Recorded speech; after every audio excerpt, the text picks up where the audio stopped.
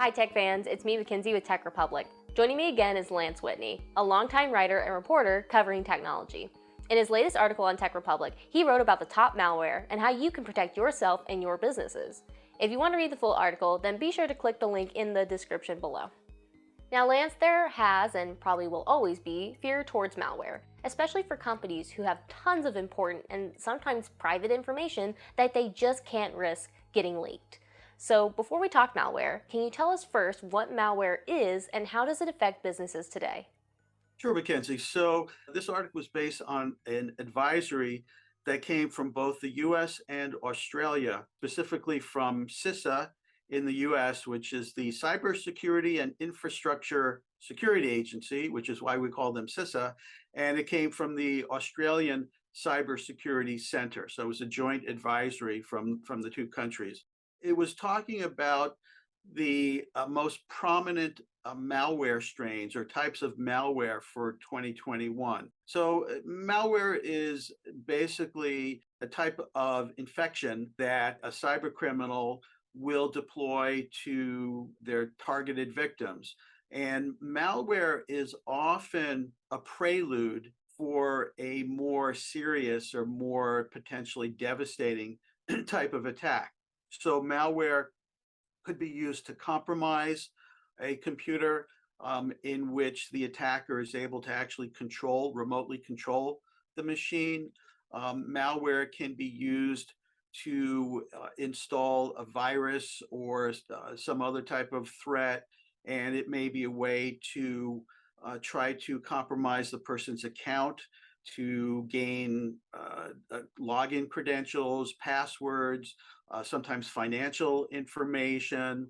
And in other cases, malware can also serve as a prelude to a ransomware attack, in which the malware sets up a data breach, and from there, the attacker gains access to sensitive files and holds them for ransom. Thanks for explaining all of that to us, Lance. So on to our main topic. What are the top malware threats listed in the report you found? So, in terms of the advisory from the US and Australia, they were talking about the top or most prominent malware strains for last year. And they talked about a few different ones here. They talked about remote access Trojans, which is a type of malware through which the attacker gains access and control to the compromised system. They talked about banking Trojans, which is another type of malware through which the attacker tries to gain banking or financial information from the victim. Information stealers is another one that's just what it sounds like, an attempt to steal sensitive information. And then ransomware. So the advisory also mentioned some of the specific strains of malware that caused trouble last year, and many of them still continue to cause trouble for us.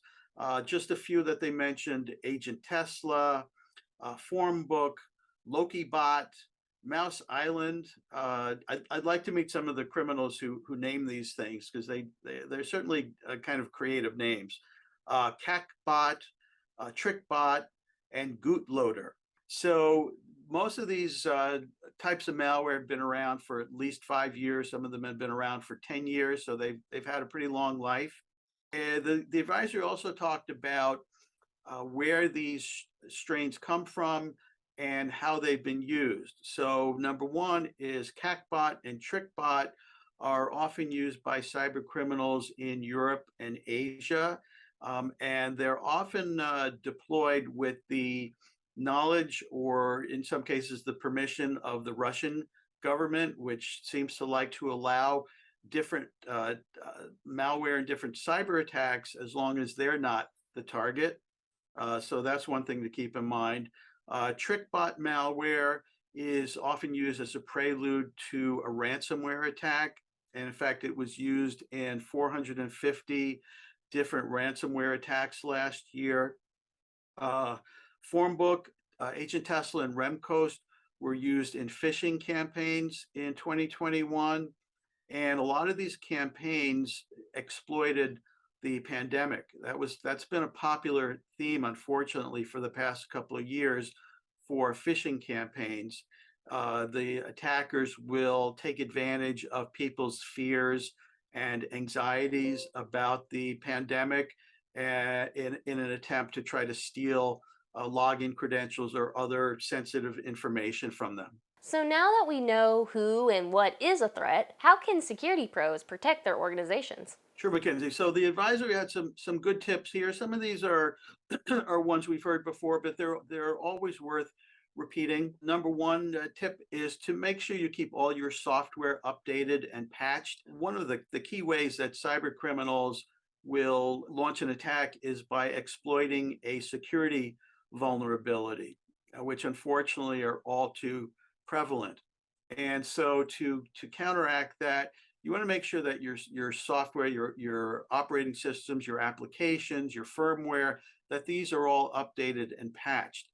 The problem is here that an organization may have a lot of applications and there are security vulnerabilities that are discovered all the time. So how can you possibly keep track of all of the security holes that may need to be patched? The trick here is to focus just on the most critical vulnerabilities and make sure that those are patched. And to help in this regard, CISA actually offers a couple of online resources. They have a web page, and there's a link to it in my article. It's a web page that lists known vulnerabilities, and they're rated based on severity and criticality. So you can use that list to get a sense of which ones should be patched first and foremost. They also have a free online service, cyber hygiene service, which offers vulnerability scanning. And again, I have a link to that in the article. So those are at least two resources that organizations can take advantage of to help with their patch management. Another tip that the advisory had was to enforce multi-factor authentication, and that's always a good tip because even if account credentials, the login credentials for one of your employees is compromised, the bad guys can't readily or certainly can't easily log in with that account unless they have that second form of authentication. So MFA always advised, always highly recommended. Another tip they had was to make sure that if you're using Microsoft's remote desktop protocol, which is used to access and log into remote computers, to make sure that you monitor and secure it as best as you can. The problem with RDP is that it has been beset with different security vulnerabilities over the years. So it's a tempting target for cyber criminals because if they can exploit one of these accounts, it means that they're able to log in to your network and then do damage from there. So if you do use RDP, you want to make sure that you have, first of all, you want to make sure that you have something like a VPN or a secure gateway that people who are working remotely are using to log into your network.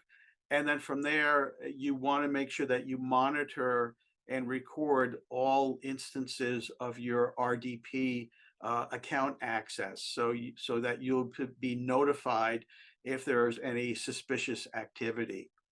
Another one here, another recommendation is to keep offline backups of your critical data. And you want to also make sure to test the backup and recovery methods for your data to ensure that it's working fine in the event you do get hit by any type of malware or cyber attack. And then the final one that's always important is to offer security training to your users. That's definitely critical because even with the best security defenses, there are always going to be some attacks that get through, whether it's a phishing email or malware infection or something else, some other type of threat. There are always going to be ones that get through your defenses and reach the user directly. So you want to make sure that your employees know what to do in the event of a suspicious email or other potential risk. And at the very least, that they know who to contact, whether it's someone at your help desk or someone else. You want to make sure they know who to contact um, if they do receive a suspicious email, so that they have guidance on exactly what to do. This has been really great information you've given us today, Lance. Thank you so much for joining us today to talk about it and all the malware threats that are out there. If you want to learn more about malware, security, and other tech news, then go check out TechRepublic for the latest in the tech world. Also, be sure to like this video and subscribe to the channel for more videos. Thanks for watching. Bye, everyone.